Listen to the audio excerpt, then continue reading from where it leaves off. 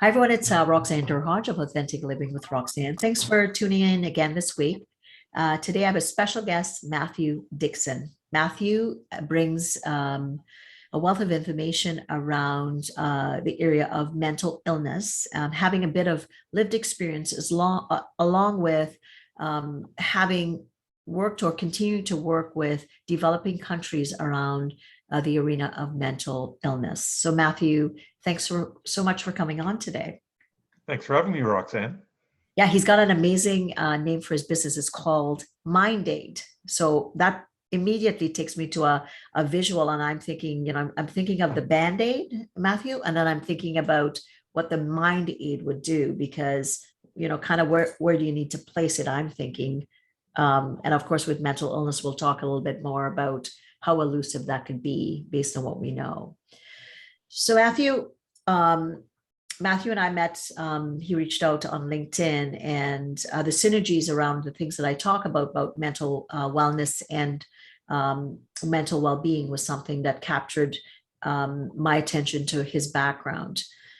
So Matthew, tell us a little bit about, obviously you're doing this work in the world, which is much needed, but your beginnings probably weren't the beginnings I would assume that you wanted to take to get into this field. So why don't you kind of share with us kind of what happened and, a bit about what gets you here today working in the arena of mental health and mental illness? Sure. So I'm Canadian and I'm 49 now. At 22, I went to get help because I wasn't feeling good. And I was going through university at the time, almost done my university. I was taking engineering and I muddled through university. I would tell friends some things like I feel this way or I feel that way. And they were the onset of my symptoms of schizophrenia, So which what kind of feelings were you starting to have? Like, was it like kind of like you were feeling down or what kind of symptoms were you experiencing? Because I'm thinking at that age, you're going through a lot of things as a yeah, 22-year-old young man at that point. yeah. Before then, like my early mid-teens, I don't have many complaints about my life. I mean, I probably would complain about some stuff back then, but it was nothing really. I had a pretty good life and relatively healthy and whatnot. And so symptoms that started to creep in were just loss of energy, didn't feel like would get tired walking upstairs. And then some other things over about a 4 or 5 year period, some symptoms crept in, like I felt like I was watching TV. I felt like I was seeing things in two dimensions, not three. And that was sort of the start of the disconnectedness from the world that you can get. And I would start to not be able to remember what I did the day before. But these were mild symptoms as much as they were distressing and somewhat bizarre for me. Well, actually, another one was I felt like I had a brain transplant. It felt like I had actually had gone through surgery and someone had put somebody else's brain in my skull and taken my brain out. And I was thinking and doing and saying things that just weren't me.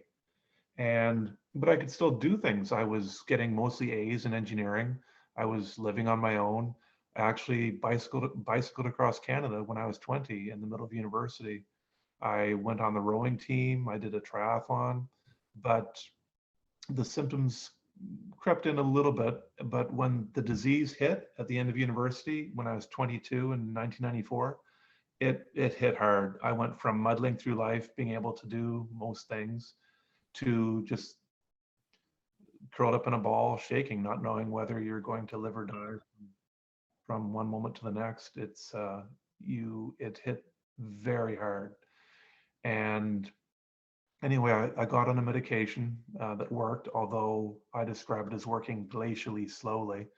I noticed an improvement in my health once a week, every single week for my entire recovery. And yeah, that was sort of how it all started out.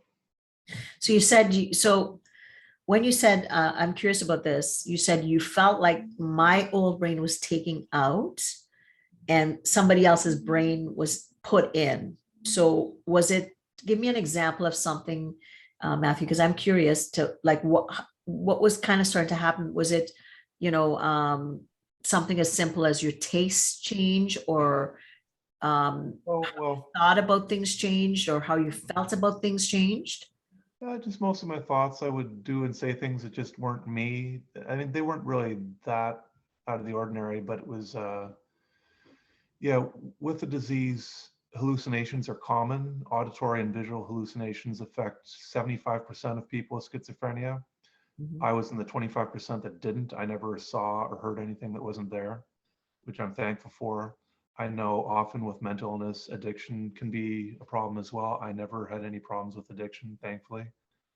And but your thinking gets very muddled. It's your thinking is not clear. It's kind of like if you take a book and you take all the words and mix them all up, words from any part in the book, you mix them totally mixed up, and you try to read that book.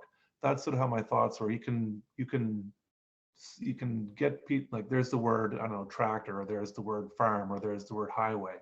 You can get a sort of gist of what you're talking about, but it's I wouldn't want to read a book like that. It just wouldn't make any sense. So visually, the words are being altered by. No, it's just that's sort of how that's just how my thoughts were, as if I Okay.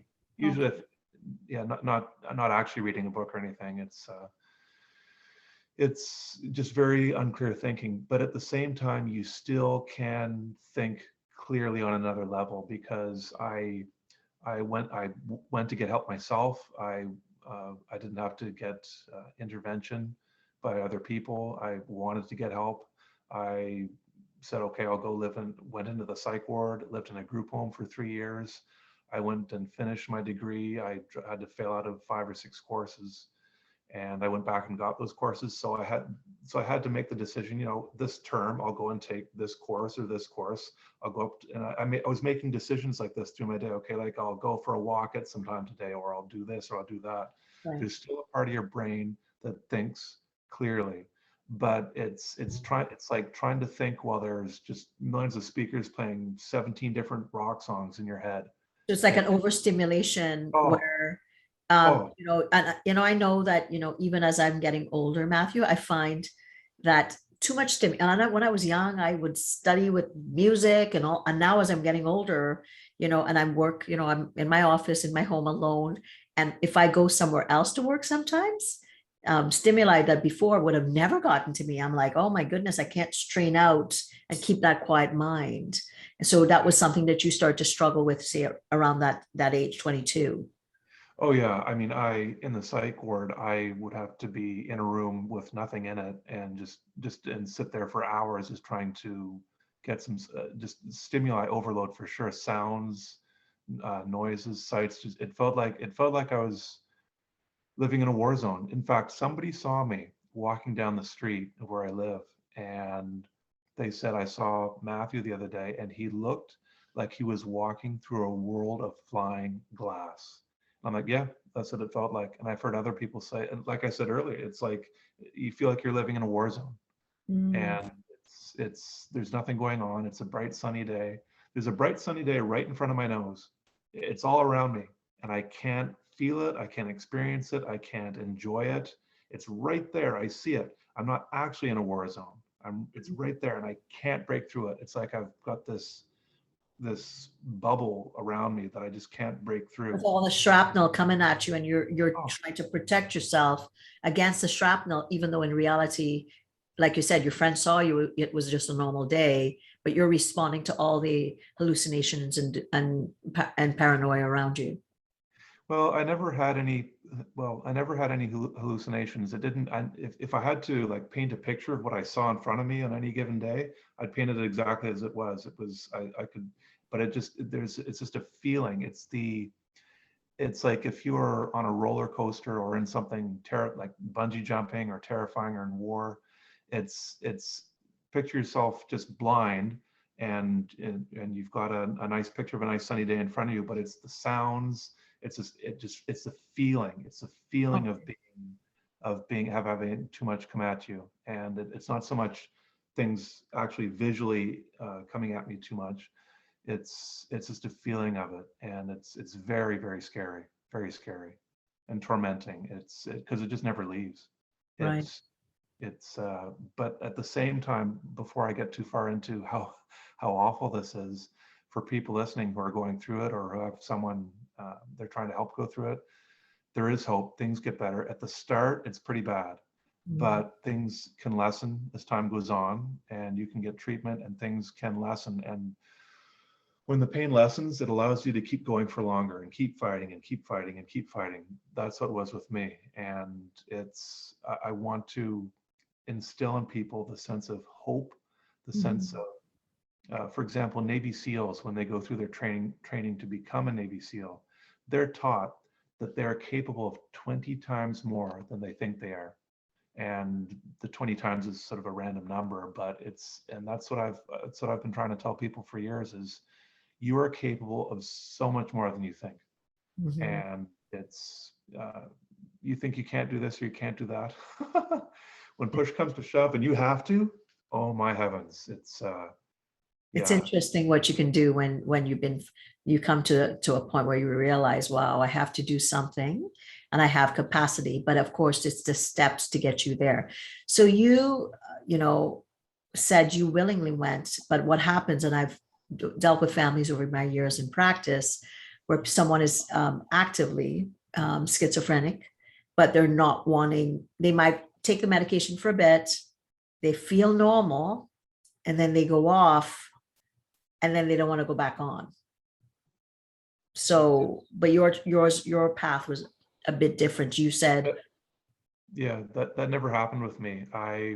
When I was told that I have schizophrenia and that I'm going to have to be on a medication, and no one says it's going to go away in 2 weeks or 2 months or 2 years or 20 years. There's nothing like that. They can't put any deadline on that at all. So mm, there's a lot of unknown with that. It's also, will I ever get better? Will I ever get my health back?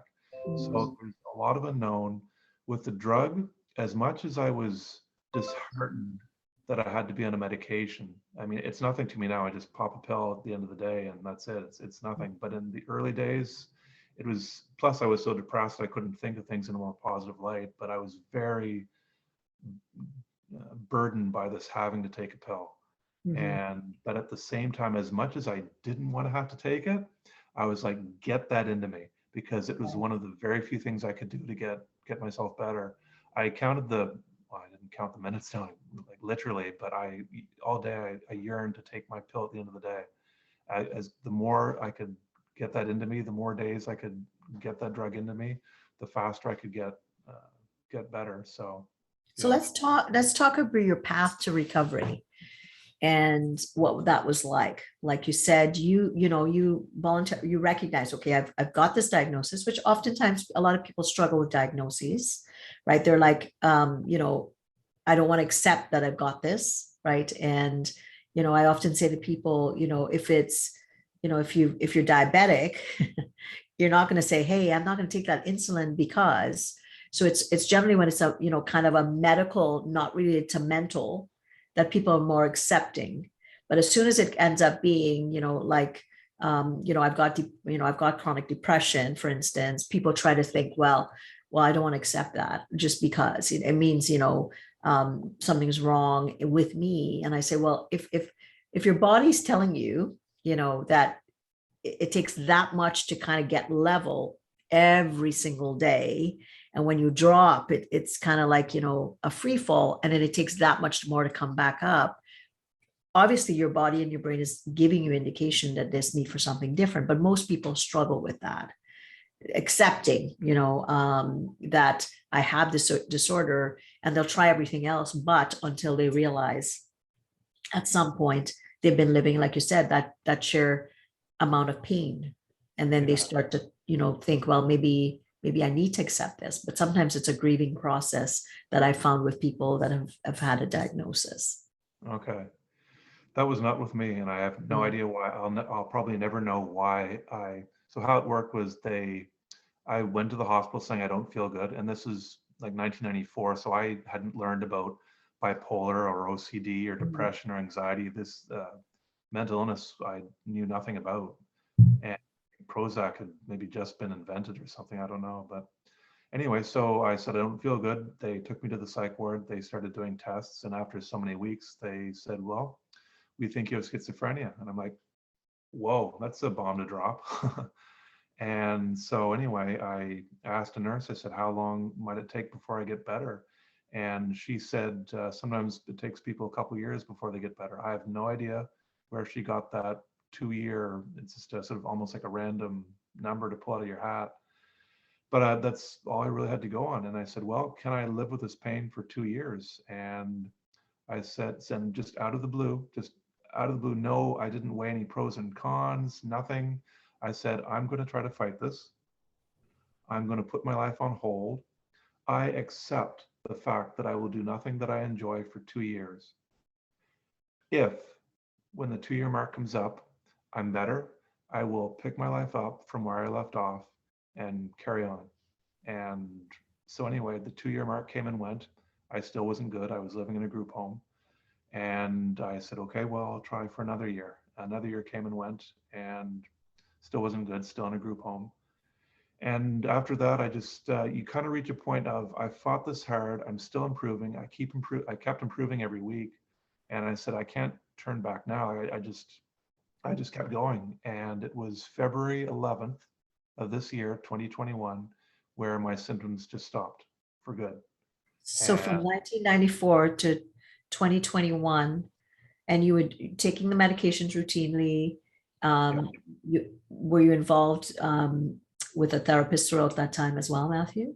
So I saw a psychiatrist in the early years, like probably the 90s. I think the last time I saw a psychologist or a counselor, I saw a counselor weekly for 6, 7, 8 years. So probably 2000, 2002, somewhere in there. I stopped. He said, I think you're free to go, Matthew, sort of thing. So I got a job working in 97, and I'm still working there now with the government.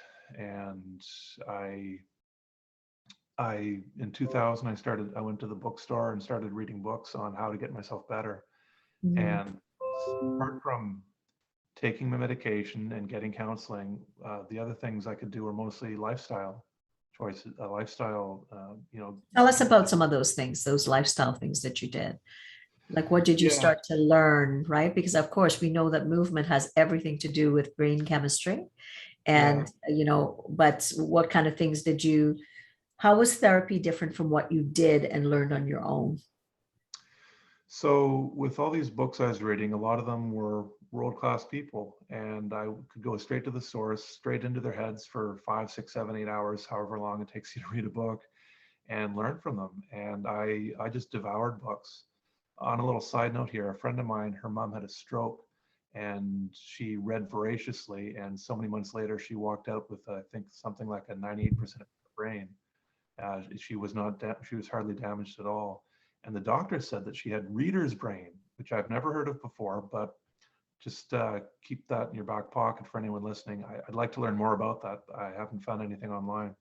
Anyway, I read voraciously, and I read books on people skills because for me, talking to people was painful with my disease. It was hard to read social cues more. I read books on fitness and diet, and yeah, I had to relearn a lot of the things I already knew, and plus I was learning how to do those things better too. Mhm. So, can I give a little tip to your Oh, listeners? absolutely. No, no, absolute. Anything, because I think for anybody listening, Matthew, that say struggles, it's important that they hear, like to actually hear someone's path that has been through it. And I'm going to assume that you continue these healthy lifestyles every single day as much as possible. Yeah. So please share that. Yeah, one of the top books I recommend to people is Verbal Judo: The Gentle Art of Persuasion by George Thompson, Thompson with a P.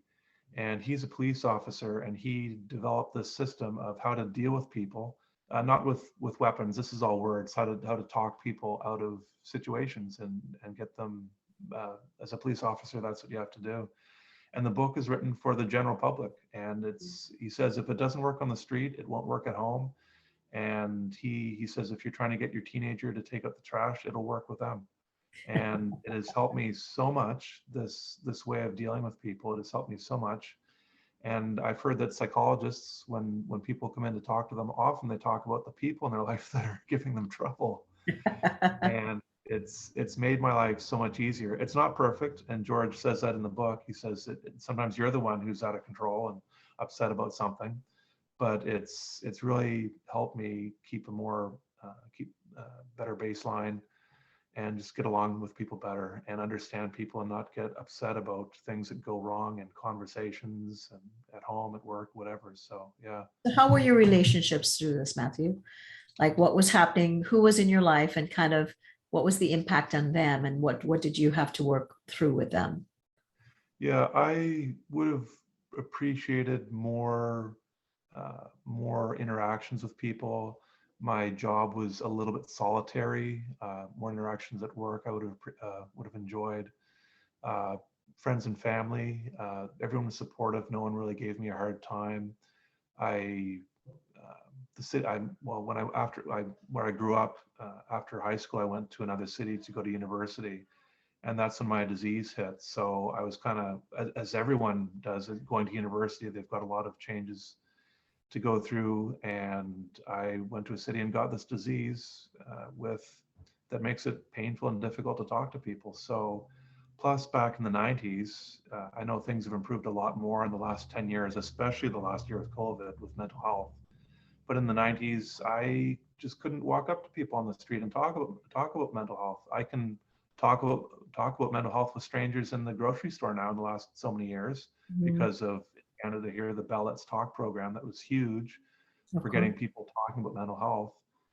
And but in the 90s, I kind of had to zip it. And if I wanted to talk to somebody about mental health or depression, I had to sort of ease that into the conversation after, sort of sniffing them out, like, will they be okay with me talking about this?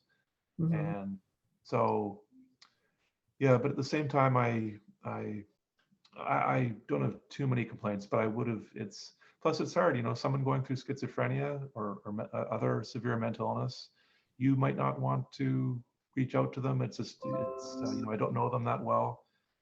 People One are book I read. oftentimes very fearful too, as well, right? Because if you say to someone, "Hey, how are you doing?" They're saying, "I'm having a bad day." That kind of directs the conversation. But if you say, "Well, I've been struggling with mental health," oftentimes I think most people get afraid of what should I say? What should I not say? Am I going Yeah, to say something wrong and make that hurt that person? But what you're saying is, in fact, the opposite was needed. For you to just be able to dialogue openly about things. yeah, and I mean, plus back then in the 90s, people didn't talk about mental health that very much at all. So it was the conversations we're seeing in the last so many years of people opening up. It's phenomenal, just absolutely phenomenal, and I'm so happy. Mhm.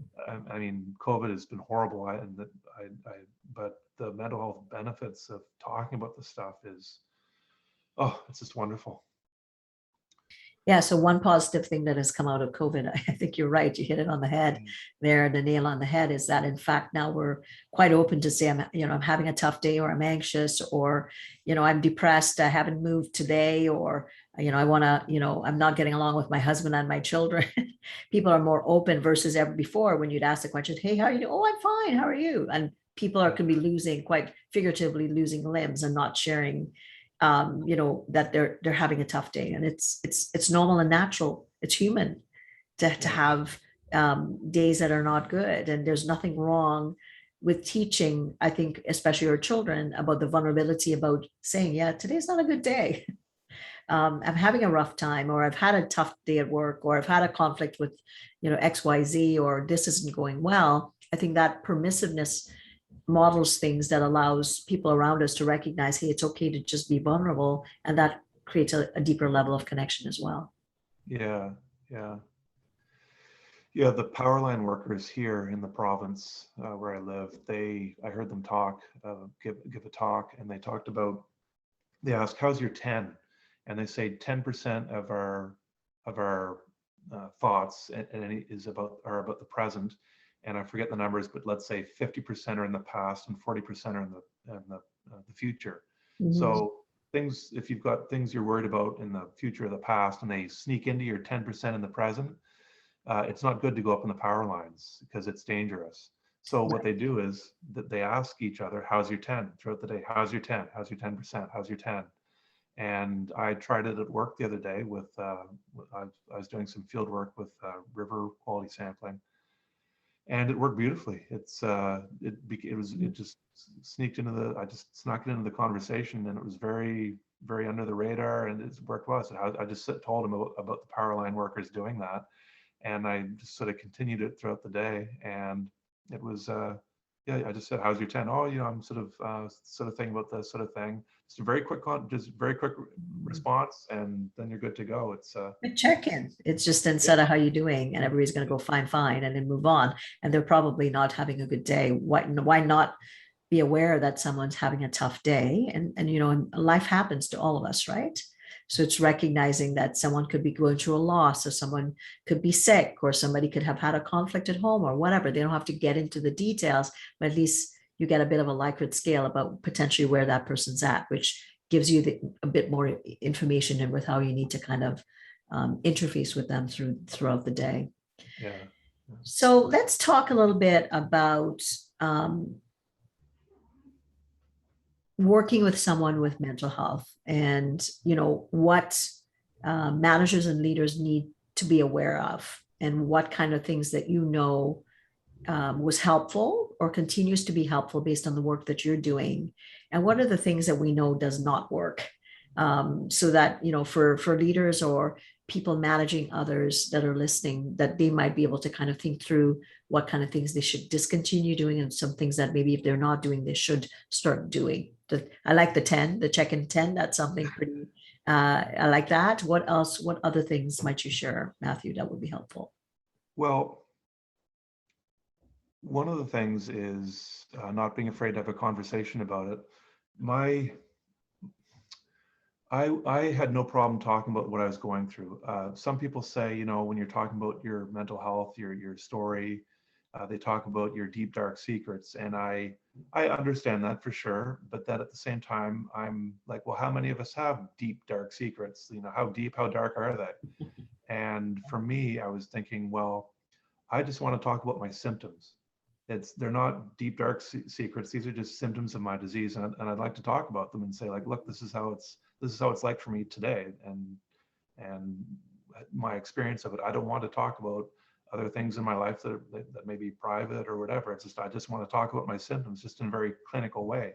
You go to the doctor, he asks you, how are you feeling? Well, my throat's kind of raspy, or I've got a headache, or there's a throbbing pain in my leg, or whatever. I just wanted to talk about it like that with friends and family, colleagues, coworkers. Yeah, these are my symptoms.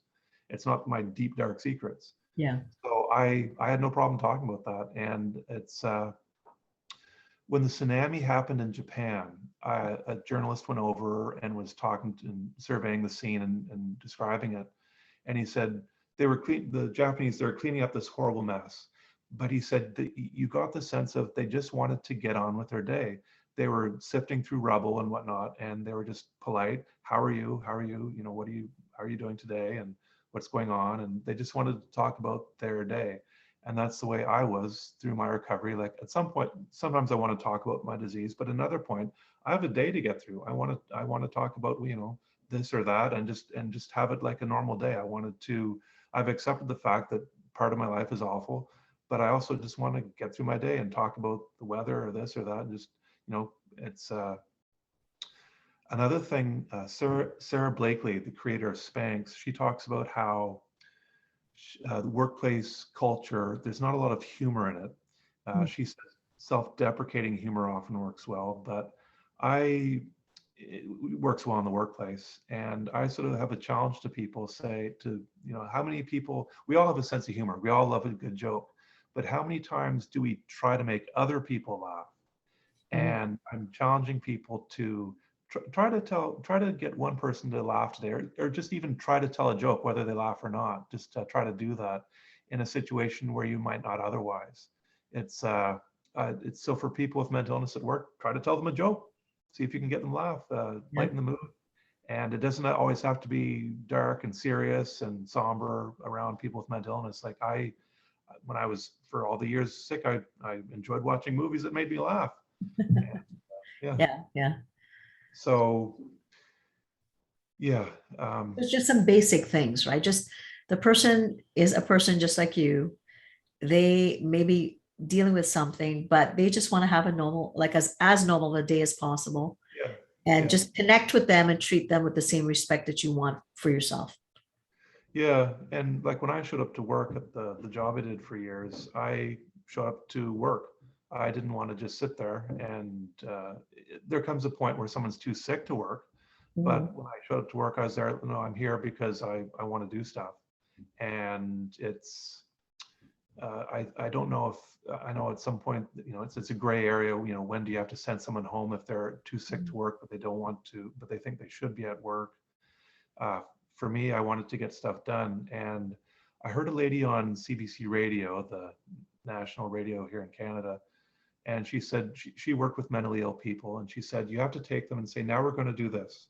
And you do an activity. And now we're going to do this. And you do another activity. And now we're going to do this. And that's the way it was with me. I've read with schizophrenia and probably other mental illness too, is that it's hard to self-direct, let alone other direct. And that's the way I thought. I showed up to work. I can do stuff. Just tell me what to do. You don't have Mhm. to micromanage me. Just tell me to do something. It might take a few hours, a few days, whatever it is. But just come back to me and point me in the right direction again. Just keep Mhm. pointing me. And now do this, Matthew.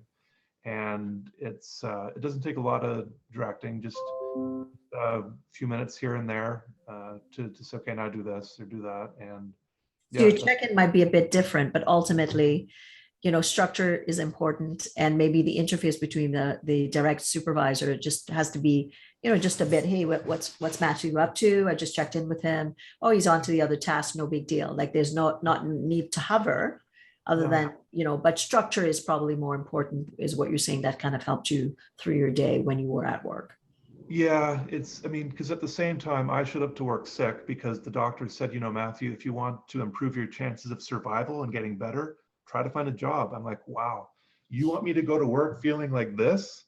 Okay. And anyway, but I only went to work if I thought I could do it. I didn't want to, waste anybody's time. But at the same time, I'm thinking, wow, I can't believe I'm actually going to work and doing all this stuff and going through my day. So yeah, it's As much as it's hard, you went to work and you probably functioned and felt better as you were doing something constructive as well. well, yeah, exactly. One of the reasons I showed up to work was to get better. It wasn't to work on my career or to do this or to do that or to even to put a paycheck on the table. I wanted to go to work to save my life. I Mhm. was, working in an office, doing things in an office to save my life. Mhm. eh, Mhm. To That's a different way to look at it. They hadn't thought about it, right? But just to be able to function day to day and have meaning and purpose just to get through your day, and that helps you each day you get under your belt. You probably, oh, I was able to accomplish that and then get into the next day versus kind of these long-term aspirations. And I know oftentimes when I've dealt with people with chronic depression, what that's becomes very important. The last thing they want to do is move, but the best thing for them is moving. And we would quite literally sit down and create a structure where we would itemize kind of everything and then put alerts that would allow them to kind of to know to switch, right? To, okay, you're on to this now or whatever. And after a while, it became kind of, now the body kind of expected you to do something different versus doing what the body's telling you. You're overriding what the body's sensations are, in the case of. So again, you're right. Just being able to do something day in, day out, oftentimes I know with my clients has helped them over the years. And it sounds like it was the same for you. So yeah. it's, with all this and kind of, and I know you do a lot of more bigger work with mental health. What are you seeing out there? I know, like I talked to you a little bit about here in Ontario, that it takes, on average, sometimes, I'm here in Niagara, it takes about 6 to 8 months to get a good psychiatrist. And I think it takes about 6 to 8 months to burn out a good psychiatrist as well, because we're often all looking for really good resources. What are you seeing out there? Kind of, I know you've been working with some different organizations um, about mental health in some of the developing countries. Yeah, so there's a man, Shekhar Saxena. He's from Harvard University, and he spoke at the UN in the last year or so. And he said this: every country, when it comes to mental health care, is a developing country. And I'd like to learn more about his reasons for why that is, but I can certainly understand it. I mean, the mental health care system in Canada and other developed countries, they all need work. And so anyway, the whole time I went through mental illness, my heart went out to people in developing countries or war-torn countries who have mental illness to go through as well. On top of all that, I went through mental illness here in Canada, in a sleepy part of Canada, very quiet, and I felt like I was living in a war zone. Just, in fact, someone saw me walking down the street one day at my worst in '94, and they said Matthew looked like he was walking through a world of flying glass. And I thought, yeah, that's the way it feels, just bombarded. And I, anyway, so it was 2017, and I found the first content that I'd stumbled upon on the internet about mental health in developing countries. It was a TED talk by Vikram Patel, and they found, well, some countries have only one psychiatrist per million people. There are over 270 million people in developing countries with no mental health care. And what's worse is that some people, they estimate hundreds of thousands of people in 60 countries are actually kept in chains with mental illness because they don't know how to deal with them. Wow. And it's inhumane, and it's horrible. And Robin Williams' son, Zach Williams, is helping to promote this on his, well, with some other people, Allison Janney, the actress from the West Wing TV show, Tim Shriver, who created the Special Olympics. They have a hashtag Break the Chains platform, and I tell people about that on my website, mindaid.ca.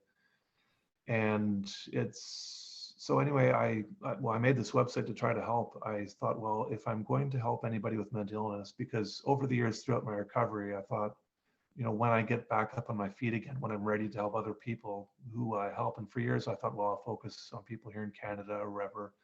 But when I heard what some people have to go through, it's just horrible. So I thought, well, if I'm going to help anybody, I should help people who need it the most. People kept in chains with mental illness.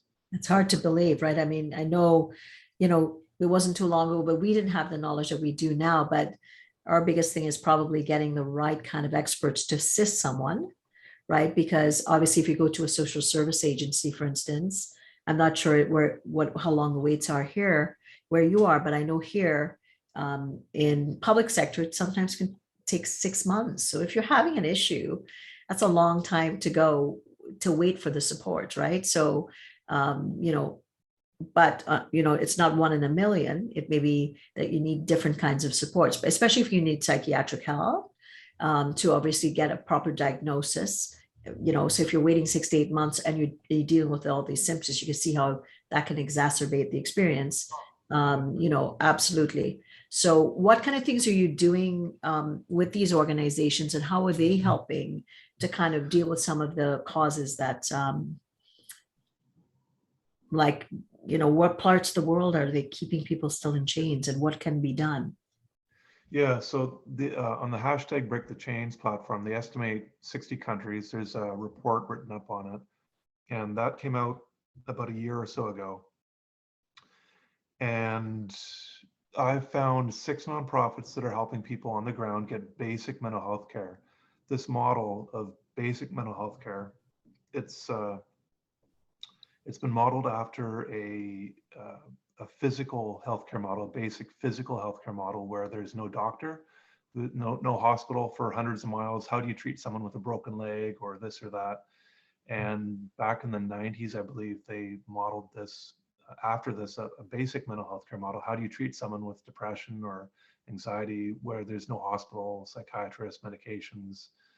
And the good news in all of this is this model is proven effective, it's low cost, and it's also scalable. And they're trying to figure out, the World Health Organization is trying to figure out the best way to roll it out to the masses. And until they do that, I don't know what kind of timelines they have. I mean, that's a big job.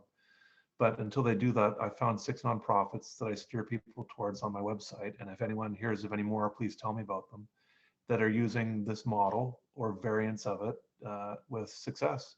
And they're helping thousands of people in Africa and other developing countries.